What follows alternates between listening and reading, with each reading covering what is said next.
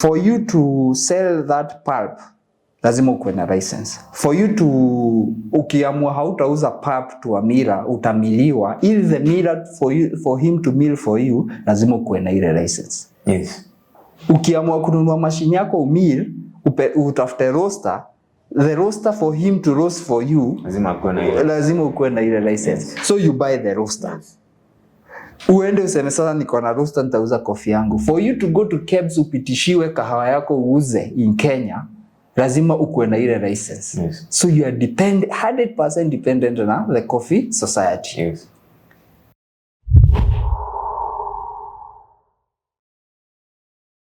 So hey guys, welcome back to the channel. This is a new segment we are trying to come up with, and we have Jeremiah Mwangi with us. We have so much in common and we can be discussing a few things once in a while.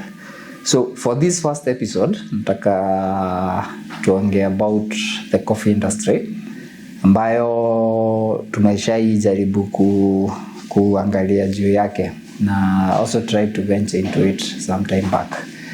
And the reason why nasema the coffee industry is because career bonus imetoka. Yes.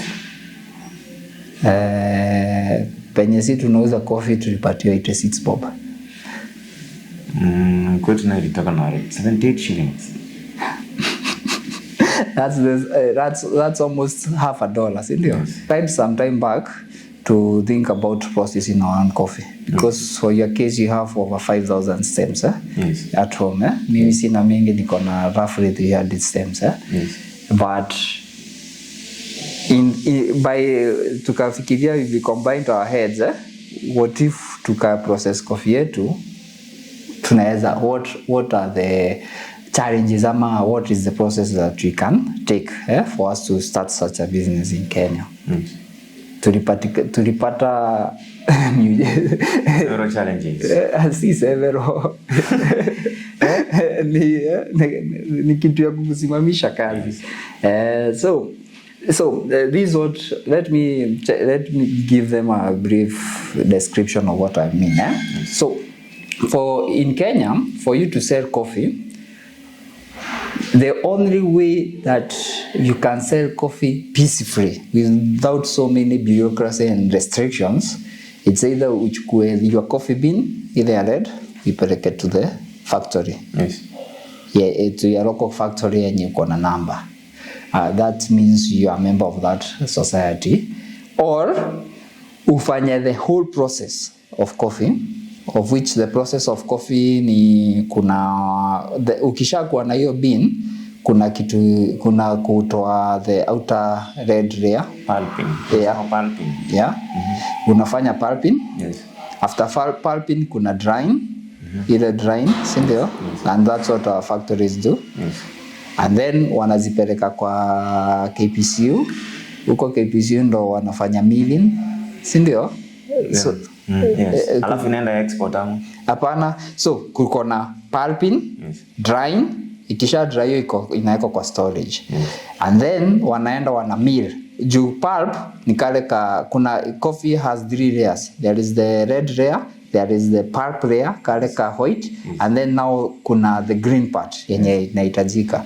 So waki process the pulp, wai dry, ikikauka bado kuna the outer shell ya white. Wanaenda wanaitoa, inakuwa the green coffee. Yes.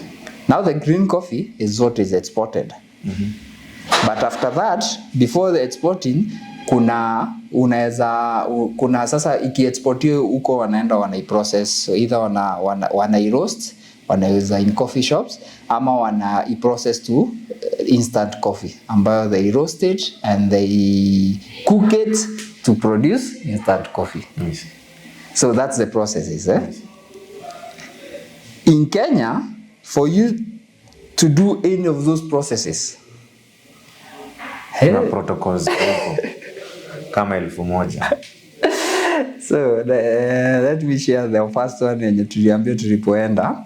Tukataka sasa, tulikuwa nataka kufanya hizo processes, tuuze coffee beans in the supermarket sisi wenyewe, tujiuzie hizo coffee beans, ama we try tuanze na one of the processes. Tukaambiwa in case you want to sell your own pulp, unahitaji a license. Na hiyo license ndo unaendanga unapewa na the Coffee Board of Kenya, the Coffee Directorate. But ili upate hiyo license, kuna vitu unafaa kuna qualifications unafaa kuwa nazo. One, you must have 5,000 stems ama 5 acres of coffee. Tulikuwa nazo. Ni sawa. Juu sasa ulikuwa na 5,000, ni 300. So tulikuwa nazo. We were sure we can achieve that. Number 2, lazima ukuwe na a setup ya wet mill in coffee. Yes.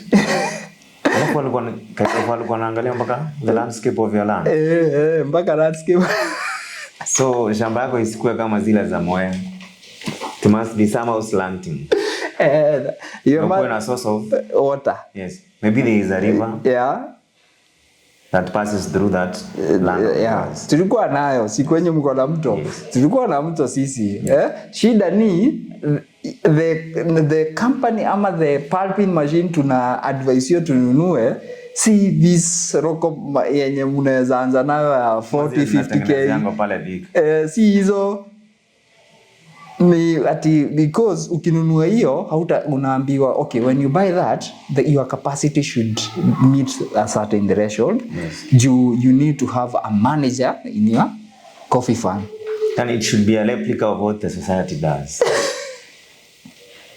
See, at when you cook your own stuff, ukuje ujitengeneze hapo, at least my own formula ya kumilika hapana. It should be a replica of what the society does. Na the society ndo inakuja, who are your competitor, ndo inakuja kukupitishia ume qualify to be like them ili upate your license. Yes. So they are the ones who are holding your feet on the licenses. Yes. Together with the coffee board. So wanaweza kupitishia barua yako ama waseme ikuwe revoke. Very fast. Na ndio wamekuwa kimaliza farmers. So your competitor is your hindrance to get into, yani ni ana control wewe kuingia kwa. So unajaribu kujitoa kwake lakini bado amekushika. Kama amekushika miguu. So in fact I remember very well. Yeah. We went to that office several times. Tulienda hapa Kutus, ndio? Yes, we went to Kutus and there is another one at Kerugoya. Na tukaenda kwa ile, there is that bank ile ya farmers inaitangwa nini, agricultural finance, yes. AFA, yeah. So we had done a lot of research. AFC, inaitwa AFC bank. Yeah. We had done a lot of research. Yeah. So nakumbuka that at last wa jamaa alituambia, me what I can advise you guys, stick to your society. How do we stick to a society? Na inatufinya. Sasa ndio imekuwa ikitufinyilia. You know, the whole thing about coffee, Kenya naangalia according to me. Yeah. Because okay, naweza rudi nyuma kidogo. Yeah, rudi tu. Because mimi nimegrow up na familia yenye dada alikuwa anafanya farming. Yeah. Ile farming kabisa. Yeah, 5,000 stems. 5,000 stems. So watu walikuwa wanapata, there was a time tukunapatiwa a factory tuuze kahawa sisi pekee. A whole factory muuze kahawa yenu ishe. So people used to come from all parts of our village wanakuja kuchuna kahawa kwetu. Kahawa ulikuwa unapata at that time ilikuwa inatoka hata na cents. Mara unasikia kahawa yenu hata imepotea, ilikuwa mbaya yote. And you don't have evidence. This is what happened. Yeah. When you kuambiwa, we were relying on information yenye unapewa na. Yes.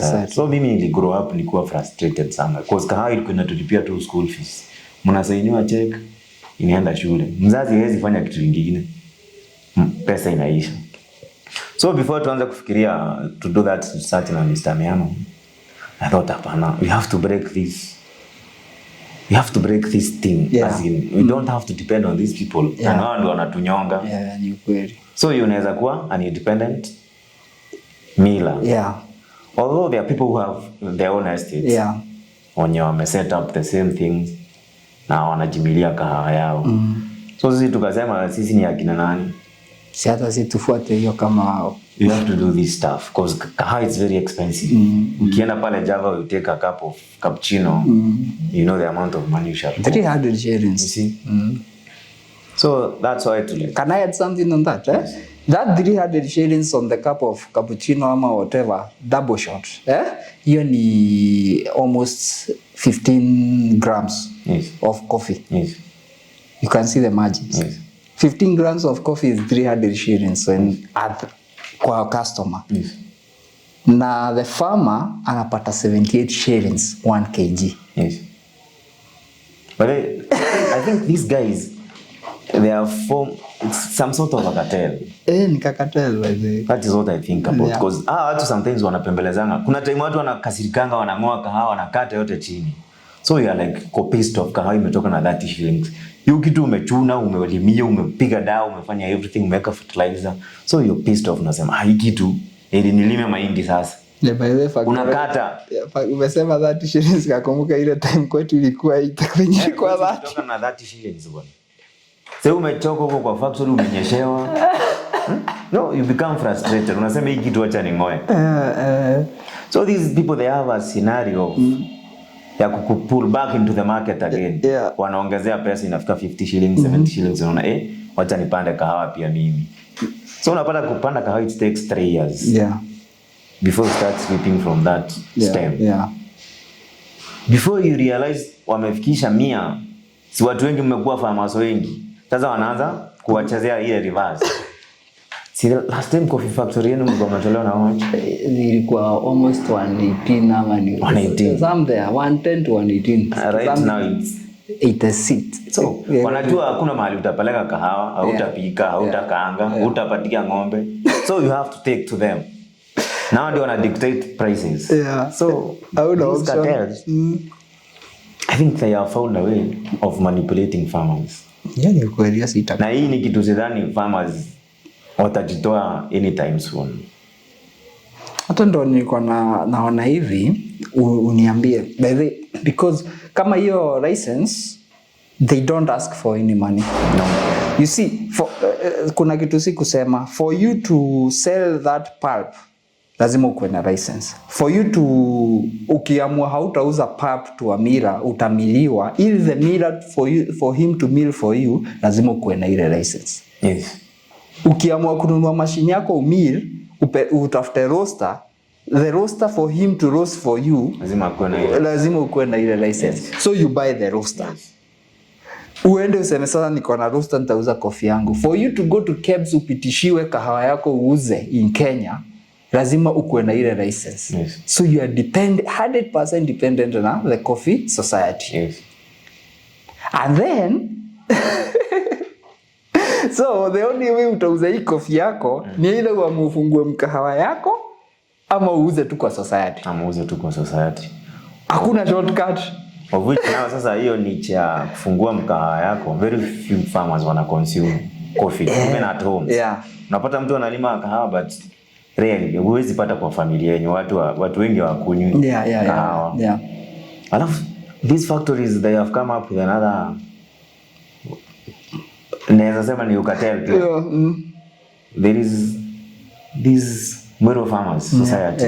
Walionunulia hiyo mashine ya kumill and everything. So saa hii kuna wana package coffee yao. Do you know what these guys do to farmers? After wametengeneza kahawa yao na wamepack, before uendee pesa yako yenye uliuza kahawa na slash, wanakuuzia kahawa kama kilo 2 cha lazima.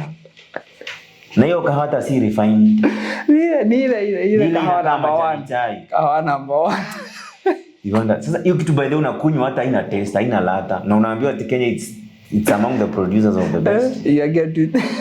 Best coffee varieties. Lakini hiyo kitu nakwambia ukiweka kwa sufuria ukunywe, taste horrible. Ni ile kahawa number 1. By the way, they enforce it to you. Yes, by force. Lazima ununue. Lazima ununue. Hata si ati lazima ununue. Pesa ushakata. So kama ni 2,000 unakata kila farmer 2,000 shillings. Whether ukunywe kahawa ama ukunywe, hiyo ni shida yako. You know, that's painful by the way. That's si poa by the way kufanyia farmers vitu zingine sometimes because farmer ame struggle sana na hiyo kahawa before ifike hapo it's quite a struggle. So ukisikia kina Rigathi and Ruto saying about the cartels, I guess the bureaucracy and the conditions set by the coffee, because necessity mdosi hata hii come na invention because already ana make profit yake. But mimi niko kama wewe, it's easier for you to have a nested because most of the requirements meet. But for me nikiwa na 300 stems, I will be a slave to the society till the end of time. Generation to generation. Sinaona, now I mean, hiyo kawa ilikuwa ya shosho. Sasa mimi niko hapo. So till the end of time, nitakuwa a slave to that society. Yes. You know, I can tell you one thing. There was a time kulwa some wazungu walikuwa wamekuja surveys kuona hii kahawa ya Kenya ugroiwa wapi na groiwa wapi, wenye wana grow wanakaa aje. They happened to call a meeting kwa society ndio wakuje waongeleshe farmers. After walizunguka in several farms. Yeah. So the farmers came. So our wazungu, they used to keep on asking people, kwani where are the coffee growers? Wanaambia si ndio hapa. We are so much surprised. Watu maisha yao inakaa iko chini. Hawana gari kama zimekuja ni probox kama 2 hivi, pickup moja. I wonder, these people are the people who farm coffee here. Where does the money go? Yani those guys were very surprised kuona farmer yani yako tu pale chini kabisa. Hajaweza hata ku maintain ile standard ya life yenye inafaa. Na coffee is among the best products za exports. Yeah, so the most expensive. One of the most expensive. I can add on that. Those wazungus niko sure walishtuka hivi. Kenyan coffee, Majum, there is one nilikuwa nafanya research, nikaona kuna moja iko Nyeri, inajiita Gashidhaine ama ni Gashadhaine, factory. Yes. Kuna a roaster in the US ana import direct yao. So aki-import hiyo yao, kwa their website, their coffee is the most expensive. Na they are exporting from other parts of the world. Kuna Latin America, Brazil and all those other countries. Yeah, Kenya ndo the most expensive. 5 pounds, that is 2.2 ama 2.3 kgs. 5 pounds zina go for $125. Wow. That means 1 kg of roasted coffee is $50. Yes. Hii ya shamba, 6 kgs make 1 kg. Sindo tu sasa ikiwa na ile red. Ukichuna ikiwa fresh from the farm. 6 kgs ndo after processing zina make 1 kg. Ukifanya hesabu, huyu mzungu anaona hii kahawa ananunuanga $8. Plus pa ile 1 kg. Na huyu farmer anapata reza na $1. Ka sasa mkilipo na 78 shillings, ni kumaanisha hiyo coffee yenyu itaenda yuzo $7 to $8. Na nyinyi mmepata reza na $0, $0.6 literally. No. The funny thing is, imagine ume spray kahawa, ume prune, umeweka fertilizer, umepiga dawa, umefika time ya kuchuna, umepeleka kwa factory, umechabua. Na kuna kitu expensive kama kuchuna, by the labor intensive. Sana. Na inachosha. Na hiyo time mnachuna kahawa inakuanga rainy season. Yeah. Sometimes unaenda mpaka kwa factory mnatoka saa 3 usiku. Kupanga rain. Pia model yenye huko ya kuuza kahawa ni vitu sijui hata si open market. By the kahawa inakuanga imefungwa, si ndio? Yes. It's not an open market. We are given specific days za kuuza kahawa. So sio tunafikiria kesho hata nipeleke kahawa yangu, hapana. So then it comes a time hii kahawa mmepeana imeenda. You wait for almost how many months? Kaza last year, the last soko ilikuanga early January, the first of 1 week of January. Na sasa ndio tuko mwezi wa 5. Pesa imetoka nearly 20 something April. So after 5 months. Na hii umengoja yote. Hujui utapewa nini? Unaweza ambiwa kahawa yenu iliharibika. na utoshe. But there was a time nilienda kuangalia niko na kilo ngapi. Kuna farmers nilikuwa naambiwa wako na deni. Do you know deni inatokea wapi? Umeuza kahawa. Umebeba fertilizer kwa factory. Umenunua dawa. Si ati umenunua unapewa. Ina creditiwa na your account. Umepatiwa kale karun tusakotoa tule advance. By the time kahawa yenu inakuja kupata pesa. Mimi nilikuwa nashangaa na watu uko nasikia ati huyu mtu ako na deni ya 2000 ya factory. Yaani kahawa yako imeisha na bado you're in debt. So I was asking these guys, you're not serious. Yaani huyu farmer ni kumtesa, mnamtesa ama ni kumuua? Cause mtu amejitolea ameuza kahawa then at last hata ni deni yako nao kwa factory. These factories what they do. Wao wanafanya hesabu. Si wao ndio wameenda kwa brokers, broker ametrade kahawa yenu imepata hii pesa. Factory nayo ikipewa hiyo pesa inatoa expenses zake za kurun factory, wanajilipa wote. So what is remaining ni peanuts.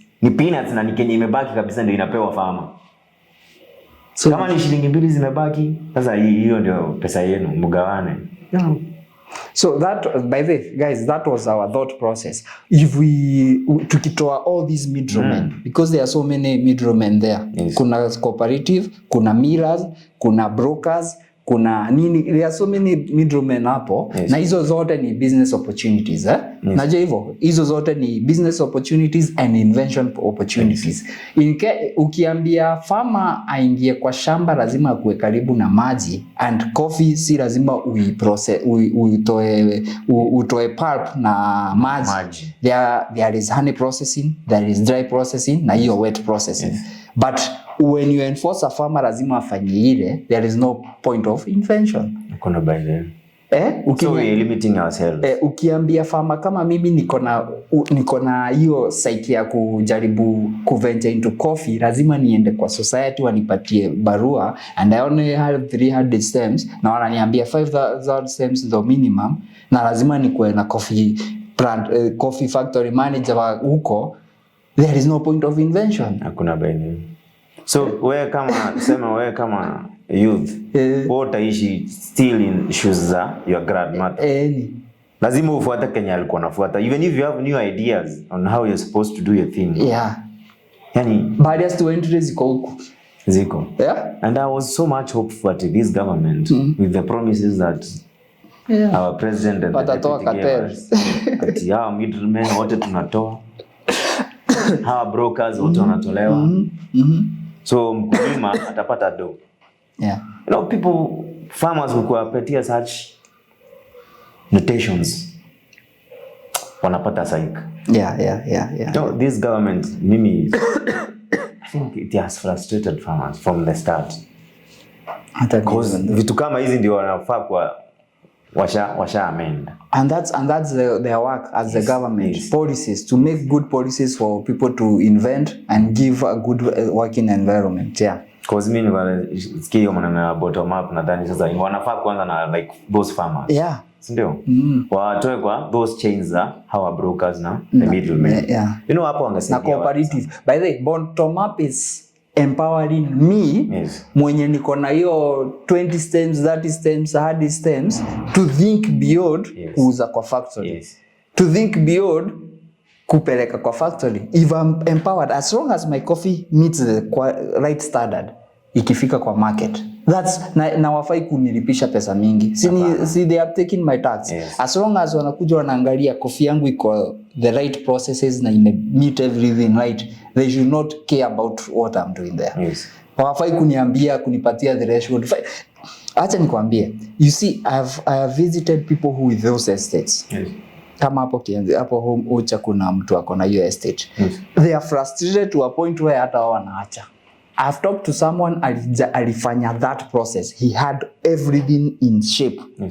Akaniambia ati akiweka kahawa yake after processing anaiweka kwa pickup ikifika Nairobi na ni pulp, anafanya hesabu zote, anaona acha tu nirudi kwa factory. Na huyu ni mtu akona over 10,000 stems, anafanya hesabu yake, anaona it doesn't make sense financially. The costs yenye unapitia, investment yenye umemake hizo machines na investment ya our professional people umeemploy, because you have to have an estate manager. Yes.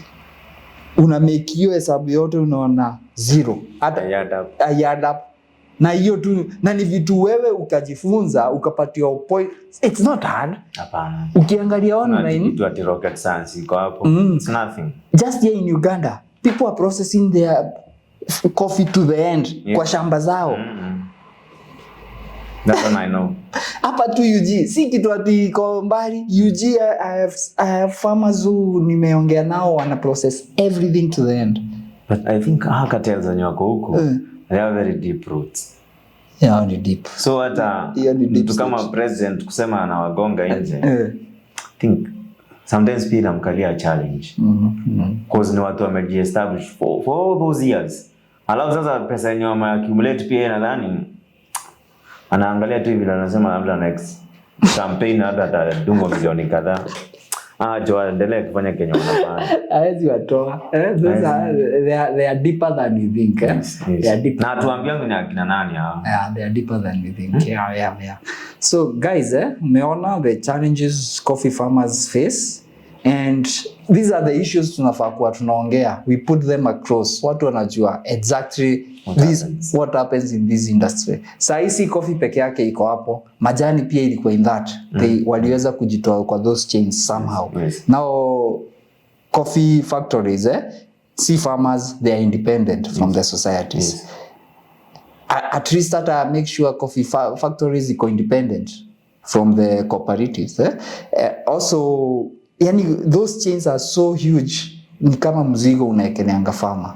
Do you know, hata ni zamani ni realize kahawa, shamba ilikuwa yako but kahawa ilikuwa yako.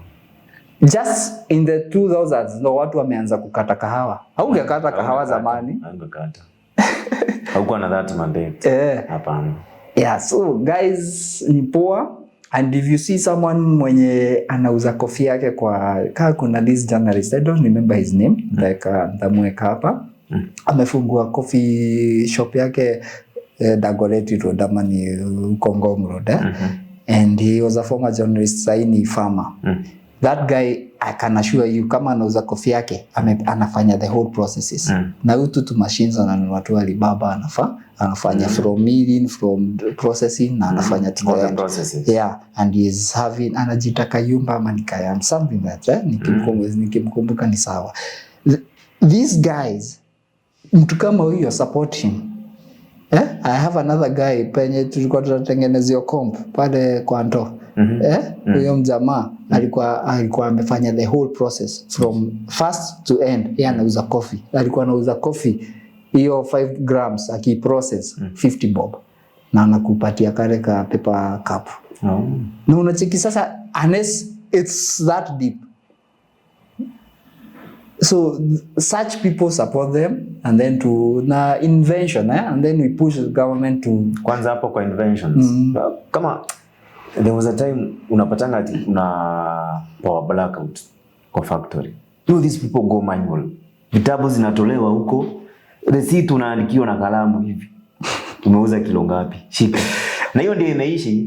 Hii computerization imekuja juzi. Yeah. Yaani unaekelea hapo kwa weighing machine. Inakutolea receipt pale. Kitambo ilikuwa karatasi, na karatasi zingine hata unatupa. So cumulative hata ujui umeuza kilo ngapi. So hizo factories unapata hata kahawa sometimes inaibiwa sana. They don't have measures. To ensure that hii kahawa iko protected. Are the same people who utaiba kahawa upeleke wapi? Umesikia zile kafi ubeke. So utaiba upeleke wapi? So guys, thanks for watching. Hope mmesoma kitu, na remember to like, share. I'm Miano Muthii. This is Jeremiah Mwangi, and tutaendelea na these shows concurrently. Thank you. See you next time.